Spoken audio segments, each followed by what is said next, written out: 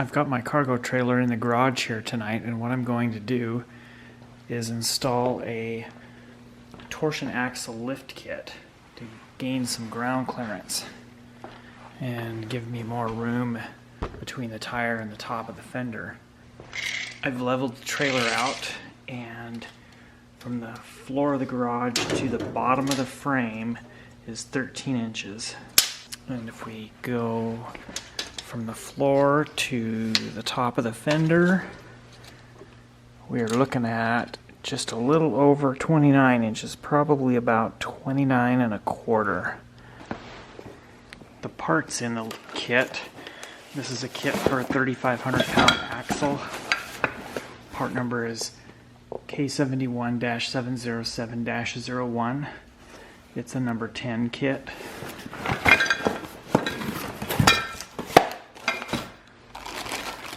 But we've got enough bolts and flat washers and nuts, and these are actually a locking style nut, and then 2 large spacer brackets. I've installed one of these before and it wasn't too terribly difficult, just a little bit time consuming, and it requires a good assortment of floor jacks and jack stands. I've lowered the front of the trailer to give more clearance here, and then placed a floor jack and some wood blocks under the frame, and I probably need more wood blocks.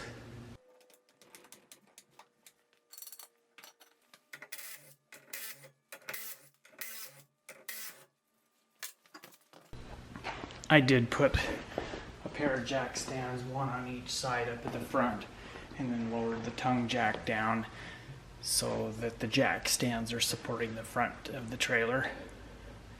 So now I'll go ahead and run to the other side and take the other tire off. And how a torsion axle is attached to the frame is there's this bracket that's welded to the frame, and then this bracket is part of the axle.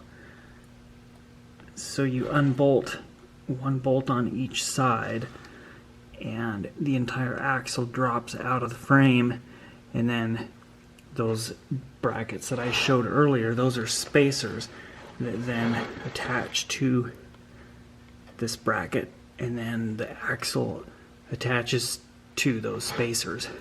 And what we're going to need is a couple more jacks, or maybe some jack stands. And then over here, you can see that the wiring for the brake assembly goes right through that hole. So we need to cut the wires for the brake and pull them through that hole. And what I will do is cut them fairly close to the back of the brake backing plate. I've peeled back the split loom on the wiring, and right there you can see some splices, so that's where I'll cut, is just cut right where those existing splices are at. Those are heat shrink weatherproof crimp splices, and that's what I'll use to replace those with. And using a 15/16 wrench and a 15/16 socket on my impact driver, I will remove the nuts and the bolts.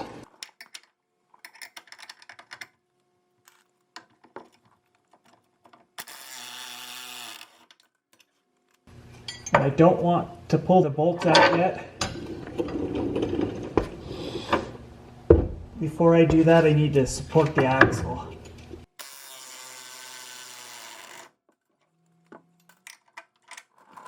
And this is a noisy job, so I'm wearing some ear protection and some safety glasses. And then I'll go ahead and repeat the process for the other side.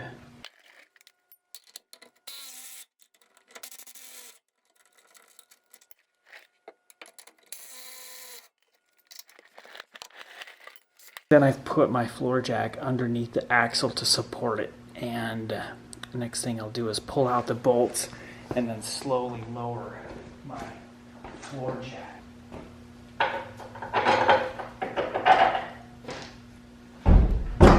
Okay, I loosened the axle. Let's see what happens. Yeah, it's Definitely not gonna drop out enough to get that spacer in there, I don't think.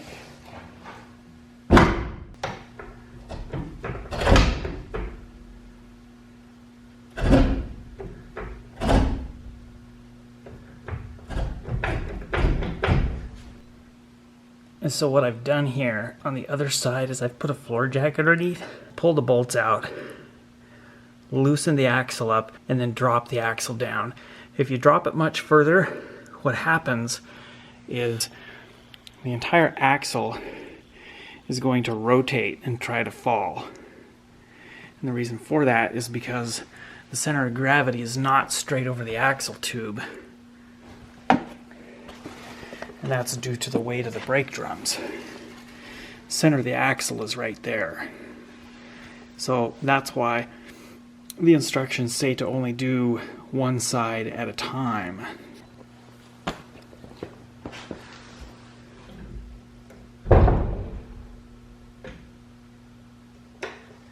So I'm back on the right side of the trailer. I lowered my jack just a little bit. You can see the gap between the axle tube and my block of wood.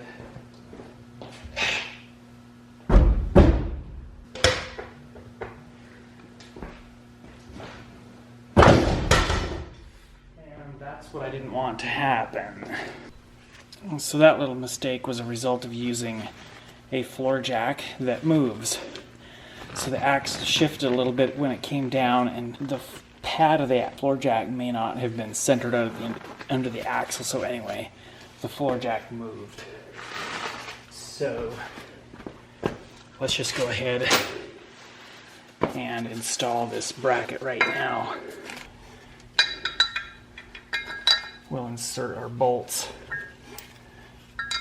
through the spacer, insert it into the frame bracket, put the flat washer on, and then the nut. And these nuts are a special locking nut that only install one direction. They're not a nylon locking nut. They're a completely different arrangement, and I'll show you that later. Okay, that's loosely fit into place. So next thing I'll do is go ahead and partially tighten these bolts.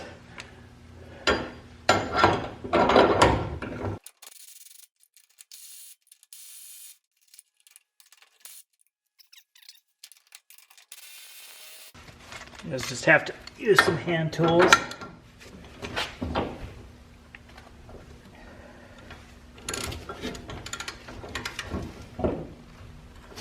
Well, it's not going to work as good as I thought either. I need a longer leverage. Raising the axle back up into place. Kind of struggling with the hardware just because that lock nut is so tight that I need a lot of leverage to get it even partially snug. See, I've still got probably 1/4 of an inch right there.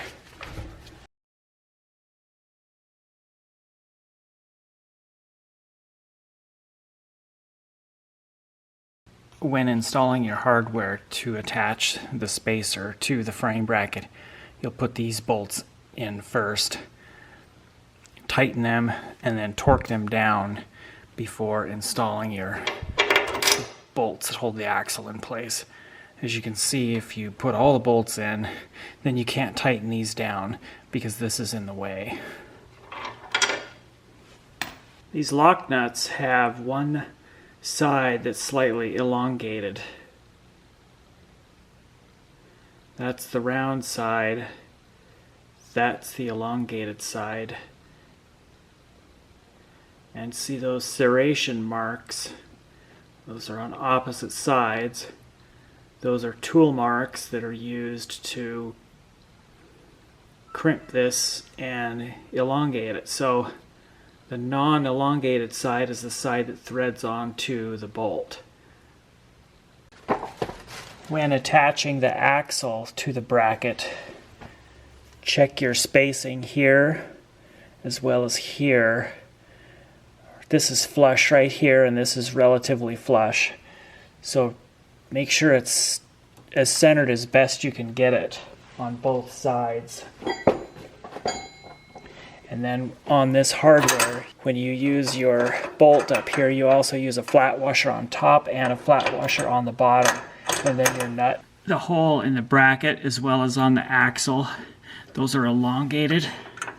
You can see how that slides back and forth. So when you tighten these bolts down, try to slide these out as far as they'll go and just hold them in place with your tools while you tighten them. And once they're tightened by hand with your tools, then they need to be torqued to 130 to 150 foot-pounds. Once you have all of your hardware torqued down, then secure your brake lines and reconnect, or your brake wiring. I've routed it through this hole and then used a tie wrap to secure it to the actual mounting bracket on the axle, and then kind of tucked it up here. Basically, you just want to keep it away from the back side of the tire so it doesn't rub.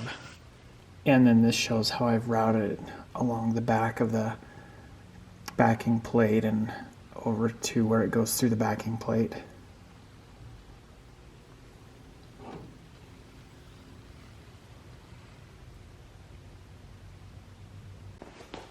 So I've got the tires and wheels reinstalled, torqued my lug nuts to 100 foot-pounds. Check your owner's manual on your axle to see what the torque spec is for your particular axle. And we re-leveled the trailer into the bottom of the frame. We are at about 15.5 inches.